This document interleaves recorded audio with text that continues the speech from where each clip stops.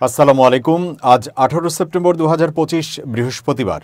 শুরু করছি change TV প্রতিদিনের গল্প অনুষ্ঠান। দর্শক, আপনাদের সঙ্গে রয়েছি আমি জাহিরুল ইসলাম টুটুল। শুরুতেই সংবাদ শিরোনাম। হঠাৎ বিমানবন্দরে নিরাপত্তার জন্য শক্তিশালী এয়ারগার্ড গঠনের উদ্যোগ। গণভোট প্রশ্নে একমত বিএনপি জামাত, তবে মিটেনি পারস্পরিক দ্বন্দ্ব। শত বাধার মুখেও ফিলিস্তিনকে স্বীকৃতি দিচ্ছে ব্রিটেন। এবার বিস্তারিত। বিমানবন্দরের নিরাপত্তা নিশ্চিত করতে সরকার এয়ারগার্ড অব বাংলাদেশ এজিবি নামে নতুন বাহিনী গঠনের উদ্যোগ নিয়েছে। এ লক্ষ্যে এর কার্যকারিতা ও প্রয়োজনীয়তা যাচাইয়ের জন্য স্বরাষ্ট্র মন্ত্রণালয়ের অতিরিক্ত সচিবের নেতৃত্বে 12 সদস্যের একটি আন্তঃমন্ত্রণালয় কমিটি গঠন করা হয়েছে। গত 31 আগস্ট এই কমিটি তাদের কার্যক্রম শুরু করেছে। এই বাহিনী গঠনের সম্ভাব্য খরচ ধরা হয়েছে 397 কোটি টাকা। সংশ্লিষ্ট কর্মকর্তারা জানান, বাংলাদেশ বিমান বাহিনীর পক্ষ থেকে এই বাহিনী গঠনের প্রস্তাব আসে। পরে সেটির যৌক্তিকতা যাচাইয়ের জন্য কমিটি গঠন করা হয়। বিষয়টি এখন প্রাথমিক পর্যায়ে রয়েছে। স্বরাষ্ট্র মন্ত্রণালয়ের সিনিয়র সচিব নাসিমুল গনি সমকালকে বলেন, আন্তর্জাতিক বেসামরিক বিমান চলাচল সংস্থার নির্দেশনা অনুযায়ী বিমানবন্দরগুলোতে আন্তর্জাতিক মানের নিরাপত্তা নিশ্চিত করতে এয়ারগার্ড গঠন সময়ের দাবি। প্রথমে এটি বাহিনী হিসেবে কাজ শুরু করবে, পরে অধিদপ্তরে রূপান্তর করা হবে।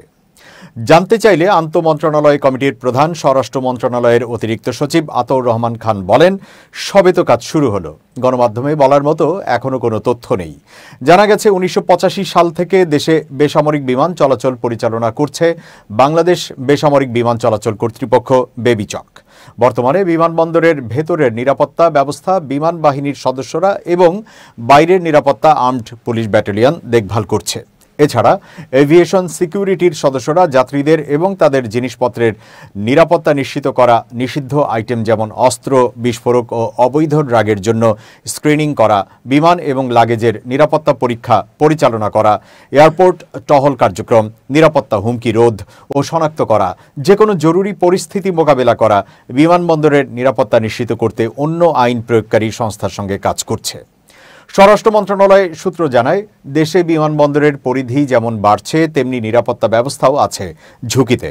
বিমানবন্দরে দিনের পর দিন চলে আসছে নানা অপরাধ। এতে দেশ বিদেশে বদনাম হচ্ছে। এ ব্যাপারে জিরো টলারেন্স নীতি নেওয়া হলেও কাজের কাজ কিছুই হচ্ছে না, বরং অপরাধীদের আরও বেপরোয়া হয়ে উঠতে দেখা যাচ্ছে। স্বর্ণ ও বৈদেশিক মুদ্রা পাচার সহ সব ধরনের অপরাধী হচ্ছে বিমানবন্দরের আনাচে কানাচে। অন্তর্বর্তী সরকার গঠনের পর পরিস্থিতি নিয়ন্ত্রণের চেষ্টা করা হচ্ছে। বেবিচক জানায়, শাহজালাল বিমানবন্দরে বর্তমানে দেশি বিদেশি অন্তত 37টি বিমান সংস্থা বাংলাদেশে তাদের ফ্লাইট পরিচালনা করে আসছে। 47টি দেশের সঙ্গে বাংলাদেশের বিমান চলাচল চুক্তি রয়েছে। প্রতিদিন গড়ে 40,000-এর মতো যাত্রী আসা যাওয়া করছেন শাহজালাল, শাহ আমানত, ওসমানী সহ সব বিমানবন্দরে। কিন্তু বিমানবন্দরের নিরাপত্তা জোরালো না থাকায় যাত্রী বেশি অপরাধীরা সহজেই অপরাধ কাণ্ড চালাচ্ছে। বিভিন্ন কৌশল নিয়েও অপরাধীদের নিয়ন্ত্রণে আনতে পারছে না আইন প্রয়োগকারী সংস্থাগুলো। বিশেষ করে চোরাচালান ও মানব পাচারের ঘটনা ঘটছে বেশি। যাত্রী হয়রানি ও লাগেজ নিয়ে ভোগান্তির অন্ত নেই। এছাড়া বিদেশ থেকে আসা যাত্রীরা যানবাহনের অভাবে বেকায়দায় পড়ছেন। বিমানবন্দরের ভেতরে থাকা রেন্টে কারের লোকজন যাত্রীদের অনেকটা জিম্মি করে ফেলে বলে অভিযোগ আছে। অন্য বিমানবন্দরেও একই অবস্থা। তবে 2024 সালের 5 আগস্ট হজরত শাহজালাল আন্তর্জাতিক বিমানবন্দর থেকে airport armed police battalion APBN এবং আনসারের 902 সদস্য দায়িত্ব ছেড়ে চলে গেলে বিমানবন্দরের নিরাপত্তা ব্যবস্থা ভেঙে পড়ে। ফ্লাইট ওঠানামা বন্ধ থাকে প্রায় 6 ঘন্টা। তখন বাংলাদেশ বিমান বাহিনী জরুরি ভিত্তিতে দায়িত্ব নেয় এবং বর্তমানে তারা বেবিচকের এভিয়েশন সিকিউরিটি ফোর্সের এফসেক সঙ্গে যৌথভাবে কাজ করছে। এর ফলে এপিবিএন, এয়ারফোর্স ও বেবিচকের মধ্যে সমন্বয়হীনতা ও বিরোধ সৃষ্টি হয়। বিশেষ করে এয়ার সাইটে এপিবিএনকে দায়িত্ব পালনে বাধা দেওয়ায় পরিস্থিতি জটিল হয়ে ওঠে। এমনকি এপিবিএনের কমান্ড সেন্টার দখল ও গুরুত্বপূর্ণ নথি হারানোর অভিযোগও ওঠে। এই পরিস্থিতিতে যাত্রী সেবা ও নিরাপত্তার মান উন্নয়নে বেবিচক ও বিমান বাহিনী যৌথভাবে বেশ কিছু পদক্ষেপ নিয়েছে। লাগেজ চুরি ও যাত্রী হয়রানির মতো দীর্ঘদিনের অভিযোগ কমেছে। যাত্রীদের জন্য বিনামূল্যে ফোন বুথ চালু হওয়া সহ বেশ কিছু উদ্যোগ ইতিবাচক পরিবর্তন আনছে। বেবিচক সূত্র জানা গেছে, হজরত শাহজালাল আন্তর্জাতিক বিমানবন্দরের 3য় টার্মিনাল চালুর প্রস্তুতির অংশ হিসেবে এফসেক বাহিনীতে প্রায় 3,500 সহ 5,000-এরও বেশি জনবল নিয়োগ প্রক্রিয়াধীন। তবে দীর্ঘমেয়াদে বিমানবন্দরের নিরাপত্তা জোরদারে এয়ারগার্ড অব বাংলাদেশ গঠনের উদ্যোগকে গুরুত্বপূর্ণ পদক্ষেপ হিসেবে দেখা হচ্ছে। সংশ্লিষ্ট কর্মকর্তারা জানান, বিভিন্ন বাহিনীর মধ্যে টানাপোড়েন দূর করে সমন্বিত ও আন্তর্জাতিক মানের নিরাপত্তা ব্যবস্থা নিশ্চিত করতে এয়ারগার্ড নামে নতুন বাহিনী গঠন গুরুত্বপূর্ণ ভূমিকা রাখতে পারে। তবে বাস্তবায়ন প্রক্রিয়ায় আন্তঃবাহিনী দ্বন্দ্ব সমাধান করাই হবে সবচেয়ে বড় চ্যালেঞ্জ। জাতীয় নির্বাচনকে সামনে রেখে দেশের প্রতিটি ভোটারের আস্থা নিশ্চিত করা এবং দলের স্বচ্ছতা ও জবাবদিহিতা প্রতিষ্ঠার লক্ষ্যে বিএনপি ইতোমধ্যে ৭,০০০-এরও বেশি নেতাকর্মীকে পদচ্যুত বা বহিষ্কার করেছে। দলটির ভারপ্রাপ্ত চেয়ারম্যান তারেক রহমান বৃহস্পতিবার সামাজিক যোগাযোগ মাধ্যমে এক পোস্টে এই তথ্য জানান। তারেক রহমান বলেন, আগামী ফেব্রুয়ারি মাসে অনুষ্ঠিতব্য জাতীয় নির্বাচনের প্রেক্ষাপটে বিএনপি তৃণমূল থেকে শুরু করে সমাজের প্রতিটি স্তরের মানুষের কাছে পৌঁছাচ্ছে এবং সাংগঠনিক কাঠামোকে আরও শক্তিশালী করছে। তিনি আরও বলেন, দুর্নীতি, চাঁদাবাজি ও অসদাচরণের দায়ে পদচ্যুত বা বহিষ্কার করা হয়েছে। শৃঙ্খলা কোনো দুর্বলতা নয়, বরং সেটিই আমাদের শক্তি। নিজেদের সদস্যদের দায়বদ্ধ করার মাধ্যমে প্রমাণ হল বিএনপি সততার ব্যাপারে আন্তরিক এবং আমরা ক্ষমতাসীনদের কাছে যেসব মানদণ্ড দাবি করি নিজেদেরও সেই মানদণ্ডে দাঁড়াই।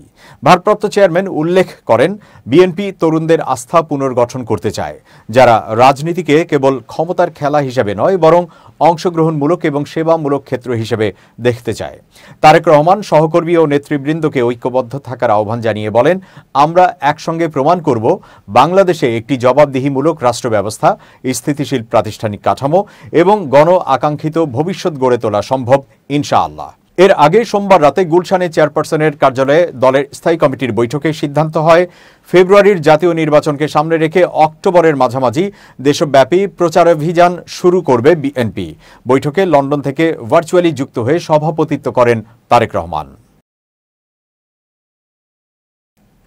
গণভোটের মাধ্যমে জুলাই জাতীয় সনদে থাকা সাংবিধানিক সংস্কারের সিদ্ধান্তগুলো অনুমোদনে একমত হয়েছে রাজনৈতিক দলগুলো। তবে গণভোট আয়োজনের সময় নিয়ে তাদের মধ্যে মতভিন্নতা আছে। বিশেষজ্ঞদের পরামর্শে প্রধান উপদেষ্টার নেতৃত্বাধীন ঐকমত্য কমিশন প্রস্তাব করেছে, সাংবিধানিক আদেশে সংস্কার কার্যকরের পর তা গণভোটের মাধ্যমে অনুমোদন করা হবে। সংসদ নির্বাচনের দিন একসঙ্গে এই গণভোটও অনুষ্ঠিত হবে।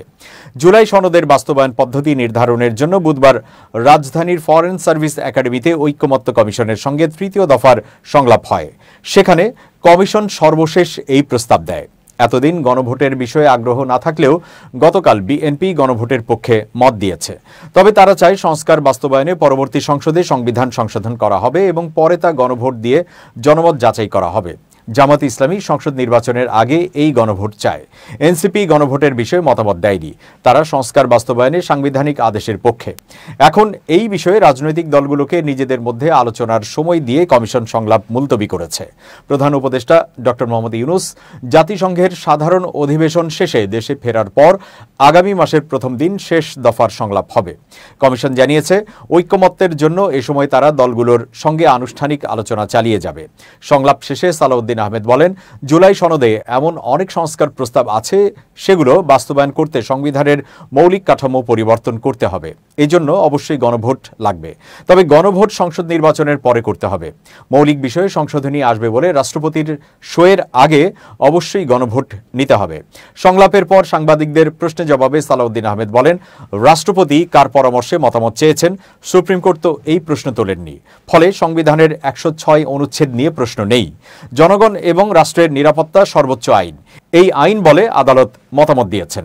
একই আইন বলে সরকার সাংবিধানিক আদেশ জারির মাধ্যমে সংবিধানে পরিবর্তন আনতে পারে কিনা, এমন প্রশ্নে সালাউদ্দিন আহমেদ বলেন, এই জন্যই ১০৬ অনুচ্ছেদ অনুযায়ী আদালতের মতামত নেওয়ার প্রস্তাব দিয়েছে বিএনপি। আদালতই বলুক সরকার তা পারবে কিনা। তিনি বলেন, জুলাই সনদের বাস্তবায়ন পদ্ধতি সমাধানের জন্য প্রস্তাব দিয়ে যাচ্ছি।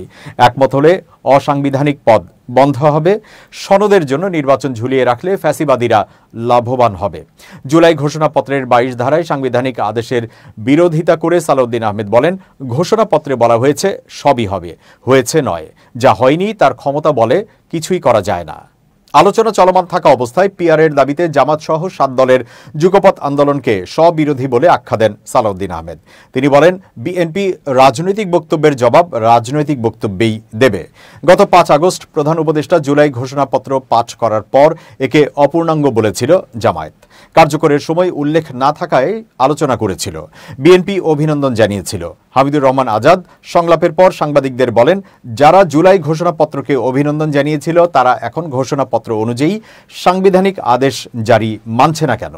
জামাতের সহকারী সেক্রেটারি বলেন, ছাত্র সংসদ নির্বাচনে প্রমাণিত হয়েছে জুলাই সনদ বিরোধীরা প্রত্যাখ্যাত হবে। সাংবিধানিক আদেশের মাধ্যমে সংবিধান সংক্রান্ত সংস্কার কার্যকর করে নির্বাচনের আগে গণভোট দিতে হবে, তারপর সংসদ নির্বাচন হবে। গণভোট আয়োজন করতে সর্বোচ্চ 15 দিন লাগবে। নির্বাচনের এখনো 5 মাস বাকি।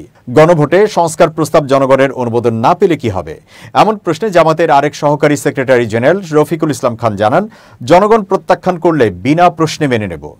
সংবিধানের 106 অনুচ্ছেদে সুপ্রিম কোর্টের মতামত নেওয়ার বিরোধিতা করে জামায়াত নেতা হামিদুর রহমান বলেন, আদালতকে বিতর্ক মুক্ত রাখতে সংলাপে ঐক্যমত্য হয়েছে। তাহলে রাজনৈতিক বিষয় নিয়ে কেন আদালতে যাব? সংবিধানের 106 অনুচ্ছেদে অন্তর্বর্তী সরকার গঠন ভুল ছিল। চট্টগ্রাম বিশ্ববিদ্যালয়ের সোহরাওয়ার্দী হল সংসদ নির্বাচনে মনোনয়নপত্র নিয়েছেন ডাকসু ভিপি সাদিক কায়েমের ছোট ভাই আবু আয়াজ। মঙ্গলবার চাকসু নির্বাচন কমিশনের অফিস থেকে তিনি মনোনয়নপত্র সংগ্রহ করেন। তবে কোন পদে প্রতিদ্বন্দ্বিতা করবেন তা এখনো নিশ্চিত হয়নি। ইসলামী ছাত্র শিবিরের সূত্রে জানা গেছে, আরবি বিভাগের 2য় বর্ষের শিক্ষার্থী আবু আয়াজ হল সংসদের কার্যনির্বাহী সদস্য পদে নির্বাচন করতে পারেন। বর্তমানে তিনি বিশ্ববিদ্যালয় ছাত্র শিবিরের সোহরাওয়ার্দী হল শাখার প্রকাশনা সম্পাদক এবং ওই হলের আবাসিক শিক্ষার্থী। এই প্রসঙ্গে সোহরাওয়ার্দী হল শাখার ছাত্র শিবিরের সভাপতি আবরার ফারাবি বলেন, আয়াজ বন্ধুদের সঙ্গে মনোনয়নপত্র কিনেছেন, তবে কোন পদে নির্বাচন করবেন সেটি এখনো চূড়ান্ত হয়নি। মনোনয়ন সংগ্রহের বিষয়টি নিশ্চিত করে আয়াজ বলেন, আমি ফর্ম নিয়েছি, তবে প্রার্থী হওয়া ও কোন পদে লড়ব সেটি দলীয় সিদ্ধান্তে নির্ধারিত হবে। জানা যায়, আবু আয়াজ খাগড়াছড়ি সদর উপজেলার নয়নপুর গ্রামের বাসিন্দা। তার বাবা সাতকানিয়া উপজেলার মানুষ হলেও প্রায় 40 বছর আগে খাগড়াছড়িতে স্থায়ী হন। ব্যবসায়ী পরিবারের আয়াজ সাদিক কায়েমের একমাত্র ছোট ভাই। তাদের আরও 3 বোন রয়েছে। চাকসুর ঘোষিত তফসিল অনুযায়ী মনোনয়নপত্র বিতরণ শুরু হয় 14 সেপ্টেম্বর। মনোনয়নপত্র যাচাই বাছাই হবে আজ বৃহস্পতিবার। প্রাথমিক প্রার্থী তালিকা প্রকাশ 21 সেপ্টেম্বর এবং প্রার্থিতা প্রত্যাহারের শেষ সময় 23 সেপ্টেম্বর বিকেল 3:30। চূড়ান্ত প্রার্থী তালিকা প্রকাশ করা হবে 25 সেপ্টেম্বর এবং নির্বাচন অনুষ্ঠিত হবে আগামী 12 অক্টোবর। দর্শক, এবার খুব জরুরি 1 মিনিট জানাচ্ছেন ইউনেস্কো ক্লাব পুরস্কার বিজয়ী সাংবাদিক আমিরুল মোমিনিন মানিক। খুব জরুরি 1 মিনিটে প্রত্যেককে আমন্ত্রণ।